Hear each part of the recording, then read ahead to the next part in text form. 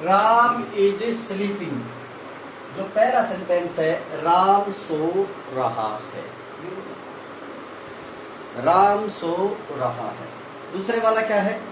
दूसरा सेंटेंस है, Radha was writing a letter. एक एक बात को समझना बिल्कुल पूरा, एक एक बात को। तो यहाँ पे सब्जेक्ट क्या है? राम। राम क्या है यहाँ पे? सब्जेक्ट। काम कौन कर रहा है? सो कौन रहा है? राम।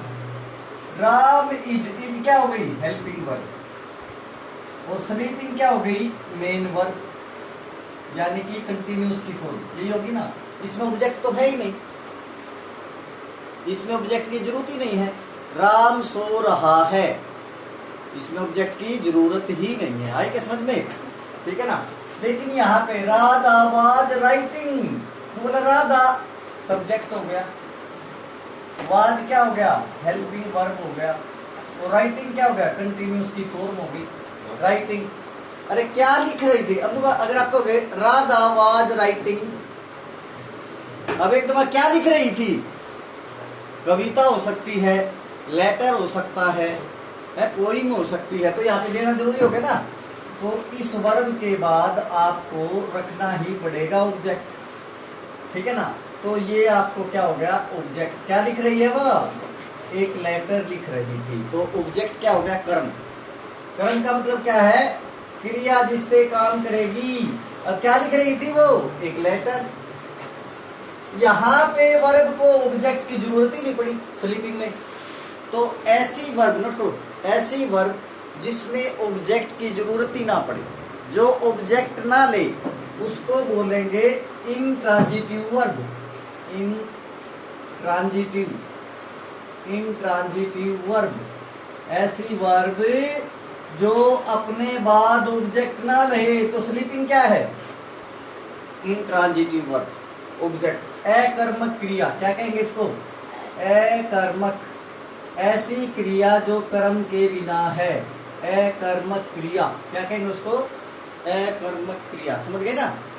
ऐसी वर्ब जिसके बाद ऑब्जेक्ट की जरूरत ना पड़े।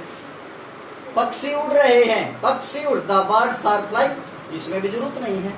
फ्लाइंग कौन सी वर्ब हो गई? फ्लाइंग कौन सी वर्ब हो गई? अकर्मक, इंट्रांजिटिव वर्ब। ठीक है ना, ठीक है ना। राम इज स्लीपिंग, राम सो रहा है, इसमें भी जरूरत नहीं है। क्या समझ में? Radha is dancing, Radha dance कर रही है, इसमें भी जरूरत नहीं है। ऐसी वर्ब जिनके बाद ऑब्जेक्ट की जरूरत ना है, या जो वर्ब अपने बाद ऑब्जेक्ट नहीं लेती, तो क्या कहलाएंगे वो? इंट्रांजिटिव वर्ब, अकर्मक क्रिया। अकर्मक क्रिया बिना कर्म के, बिना ऑब्जेक्ट के। आई क्या समझ में? ऐसी क्रिया क्या होगी? अकर्मक। बच्चा रो रहा है, 5 वर्ब नोट करो जो इंट्रांजिटिव। जैसे वीप, वीप मैंने क्या होता है? रोना। Child is weeping, dance, dance, ठीक है ना। Madhuri Dixit is dancing, was dancing. और क्या है? स्लीप, स्लीप मैंने सोना, दे आर स्लीपिंग, वे मजा ले रहे हैं, enjoy, they are enjoying, enjoy note करो। और एक और बताओ अपने आप, they are enjoy, they are enjoy. अगर आ जाए दे आर प्लेइंग, एकदम आ गया, क्या खेल रहे हैं भाई? खेलने की बहुत सी चीजें हैं।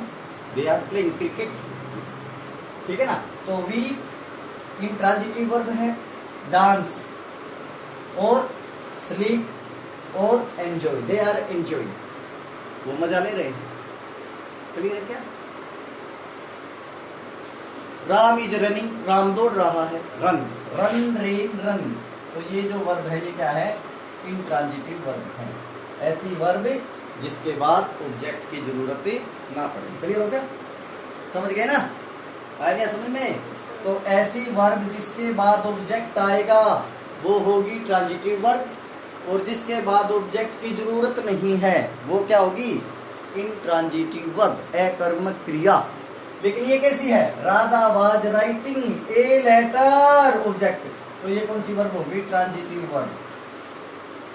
ट्रांजिटिव वर्ब, ट्रांजिटिव का मतलब होता है सहकर्मक क्रिया, सहकर्मक क्रिया, ठीक है ना। सकर्मक क्रिया राइटिंग। क्लियर होगा? ऐसी वर्ब जो अपने बाद ऑब्जेक्ट लेगी वो क्या होगा जाएगी ट्रांजिटिव वर्ब। और जो ऐसी वर्ब जो अपने बाद, ठीक है ना, जो अपने बाद ऑब्जेक्ट ना ले वो होगी इंट्रांजिटिव वर्ब। तो राइटिंग कैसी वर्ब हो गई? क्या लिख रहा है? लिखने की तो बहुत सी चीजें, right,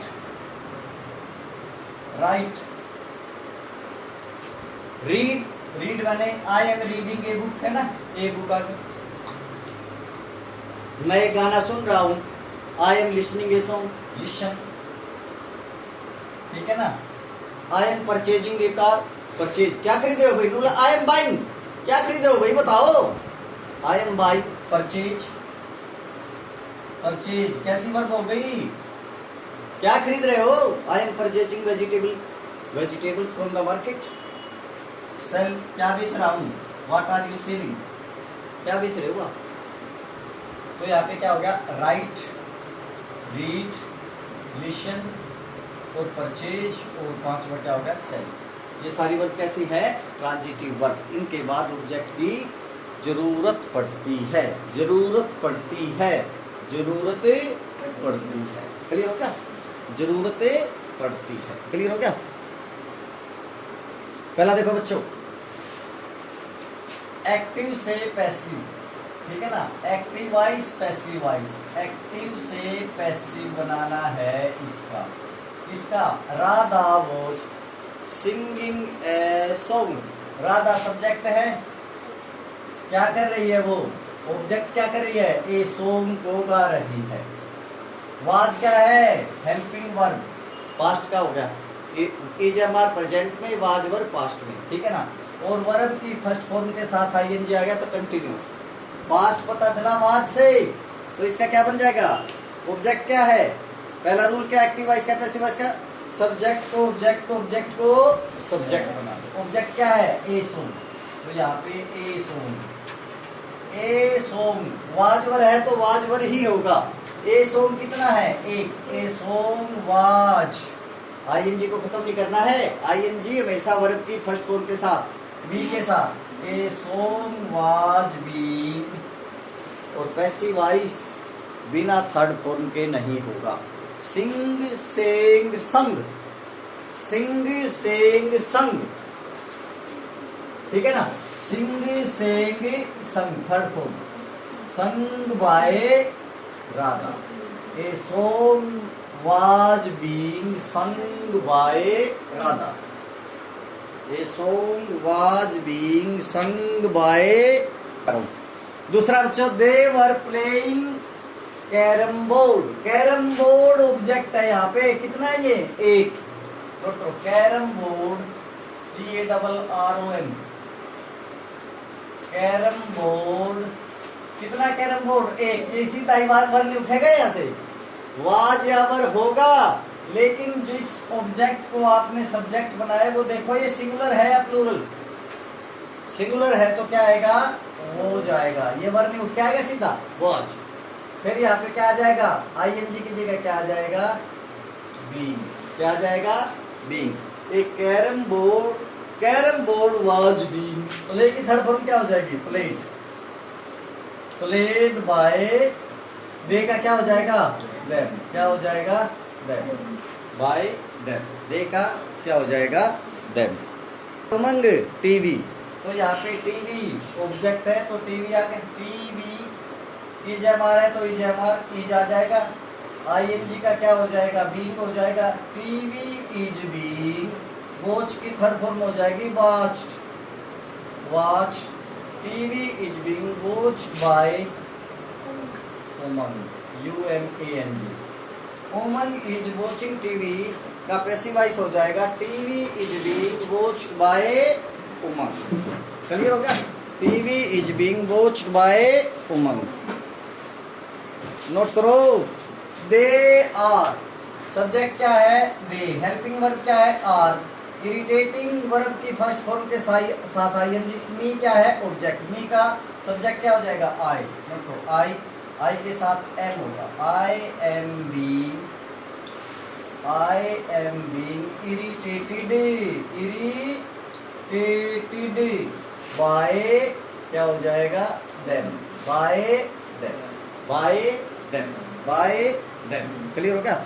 next, I am speaking the truth. I subject है, एम हेल्पिंग वर्ब है, ये कंटिन्यूस की फॉर्म है और क्या है ऑब्जेक्ट, द ट्रूथ। क्या हो जाएगा इसका, द ट्रूथ, द ट्रूथ सच्चाई, एक है is being, speak spoke spoken, speak spoke spoken by me, spoken by me. ये 5 जो सेंटेंसेस थे इनका एक्टिव से पैसिव वॉइस, प्रेजेंट कंटिन्यूस और पास्ट कंटिन्यूस के वाक्य। क्लियर होगा, आ नहीं समझ में। अब यहाँ पे Rama is writing a letter, एक ऑब्जेक्ट ये है, ठीक है ना, और एक ऑब्जेक्ट ये है, object number 1, object number 2। Letter क्या वस्तु है, जो वस्तु होगा ऑब्जेक्ट उसको बोलेंगे डायरेक्ट ऑब्जेक्ट, नोट करो क्या बोलेंगे उसको, डायरेक्ट ऑब्जेक्ट। और जो आदमी है उसको बोलते हैं इनडायरेक्ट ऑब्जेक्ट, नोट करो इनडायरेक्ट ऑब्जेक्ट, बोलो मत भाई, इनडायरेक्ट ऑब्जेक्ट, इनडायरेक्ट ऑब्जेक्ट, ठीक है ना। लेकिन यह ऐसे लिख सकते हैं, रमा इज राइटिंग मी। अब यहाँ पे क्या है, राइटिंग मी, ये कौन सा हो जाएगा, इनडायरेक्ट ऑब्जेक्ट, और ए लेटर क्या हो गया, डायरेक्ट ऑब्जेक्ट। क्लियर हो गया, ये इनडायरेक्ट ऑब्जेक्ट, दोनों ठीक है। ध्यान से सुनो, यदि आपने डायरेक्ट ऑब्जेक्ट पहले लिख दिया, इनडायरेक्ट ऑब्जेक्ट बाद में लिखा, तो बीच में टू आएगा। आएगा समझ, रमा इज राइटिंग मी, अगर इनडायरेक्ट ऑब्जेक्ट पहले लिख दिया, डायरेक्ट ऑब्जेक्ट बाद में, तो बीच में टू नहीं आएगा। क्लियर हो गया, इस बात को ध्यान रखना। इनका पैसिव वॉइस भी 2 तरीके से बन सकता है, ठीक है ना, 2 तरीके से बन सकता है। पहला तो ये लिखो, a letter, a letter, a letter is, a letter कितना है, एक, इज बीइंग, नोट करो, a letter is being written, WRITTEN, a letter is being written, ठीक है ना, a letter is being written. Clear हो गया, a letter is being written by Rama to me, to me. दूसरा तरीका ये है कि मी, ये जो इनडायरेक्ट ऑब्जेक्ट है इसको पहले आप ले लेंगे, आई, ये जब हमारे तो आई के साथ क्या आएगा, am, I am being, I am being written a letter, written, I क्या समझ में, I am being written a letter, a letter by Rama, by Rama. ऊपर वाले में आप ये भी कर सकते हैं, a letter is being written by Rama, written to me, ये भी कर सकते हैं आप, written to me by Rama. Clear हो गया, बाय रमा, क्लियर हो गया, ठीक है क्या। ये भी आप ऑब्जेक्ट पहले ये लेंगे मी, तो आई, ये बन जाएगा, I am being written a letter by Rama. लेकिन अगर ए लेटर को पहले लिया है तो इसका यही बन जाएगा, a letter is being written to me. हालांकि यहाँ पे टू है नहीं, क्योंकि यहाँ पे इनडायरेक्ट ऑब्जेक्ट पहले लिया है। लेकिन अगर आपने डायरेक्ट ऑब्जेक्ट को पहले लिया है, a letter is being written to me, note करो, अगर डायरेक्ट ऑब्जेक्ट को पहले लिया है एक्टिव वॉइस में या पैसिव वॉइस में, और इनडायरेक्ट को बाद में लिया है, तो आपने टू रखना ही रखना है। किससे पहले, इनडायरेक्ट ऑब्जेक्ट से पहले। क्लियर हो गया, आए नहीं समझ में बच्चों। ध्यान से, Mohan was giving me some money, मुझे कुछ धन दे रहा था, या Mohan was giving some money to me, some money to me, दोनों तरह से बन जाए। अगर आपने मी को पहले लिया है, मी ये पहला, तो एक जैसा ही बनेगा दोनों का, आई was being, I was being giving, I was being given, ठीक है ना। I was being given some money by Mohan. Clear होगा। लेकिन यदि आपने सम मनी पहले ले लिया तो इसका आ जाएगा some money was given to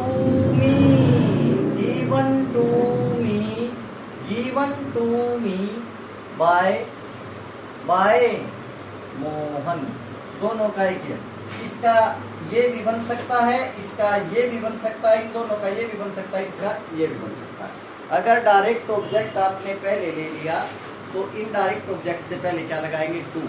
अगर इनडायरेक्ट आपने ऑब्जेक्ट पहले लिया है, इनडायरेक्ट ऑब्जेक्ट फिर टू नहीं आएगा। ठीक है ना। क्लियर हो गया। डायरेक्ट ऑब्जेक्ट क्या होगा? वस्तु। इनडायरेक्ट ऑब्जेक्ट क्या होगा? आई क्या समझ में? अगला नोट करो एक और। तो पहले वह किससे बनाओगे? ट्वाइस से बनाओ। दोनों में किससे बनाओगे? ट्वाइस कितने हैं? ज्यादा है कम है? ज्यादा। ट्वाइस वर बीइंग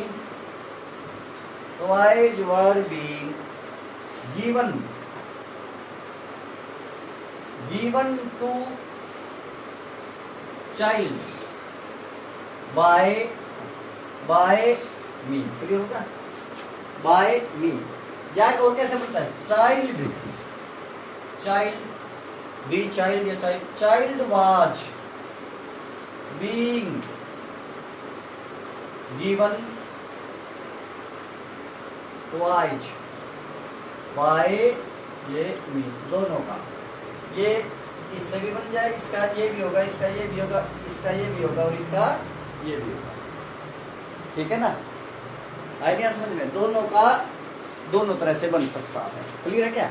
अगर आपने डायरेक्ट ऑब्जेक्ट पहले रख लिया तो यहाँ पे ट्वाइस तो कितने ज्यादा, तो हमने क्या कर दिया? वर। चाइल्ड कितना बच्चा? एक, तो हमने क्या कर दिया? वाच। अब एक वाक्य आप बनाएंगे। ठीक है। Note. My mother was serving food to the. तो यहाँ पे जो मदर है सब्जेक्ट है, वाज हेल्पिंग वर्ब है, ये आपकी मेन वर्ब है, वर्ब की फोर्थ फॉर्म। ठीक है ना। फूड क्या है? ऑब्जेक्ट। लेकिन कैसा ऑब्जेक्ट है ये? Direct object. और क्या है? गेस्ट्स क्या है? Indirect objects. क्या है ये? Indirect objects. अब आप गेस्ट्स को पहले रख के बना सकते हैं और पहले फूड से बनाओ। Food was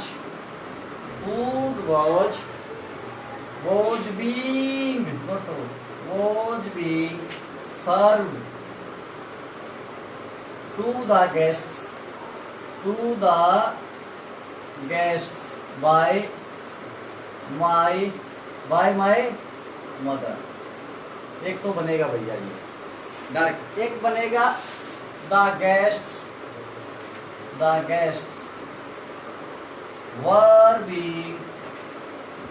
were being served food। served SERVED served food by my, और ये क्या हो जाएगा? by my mother। ये दो तरह से आपका बन जाएगा।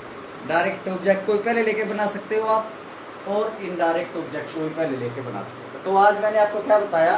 ट्रांजिटिव वर्ब ऐसी वर्ब्स जो अपने बाद ऑब्जेक्ट लेंगे। इन ट्रांजिटिव वर्ब ऐसी वर्ब्स जो अपने बाद ऑब्जेक्ट नहीं लेंगे। ऑब्जेक्ट भी दो तरह का हो सकता है। एक डायरेक्ट ऑब्जेक्ट जो वस्तुएं होंगी वो डायरेक्ट ऑब्जेक्ट में, और जो आदमी होंगे वो क्या होंगे? इनडायरेक्ट पर्सन, ह्यूमन बींग्स क्या होंगे? इनडायरेक्ट ऑब्जेक्ट में। आगे बच्चों समझ गए? तो प्रेजेंट कंटिन्यूस और पास्ट कंटिन्यूस का जो एक्टिव से पैसिव वॉइस हमने किस पे बनाया? डायरेक्ट ऑब्जेक्ट पे भी और इनडायरेक्ट ऑब्जेक्ट पे भी। ठीक हो गया? चलो।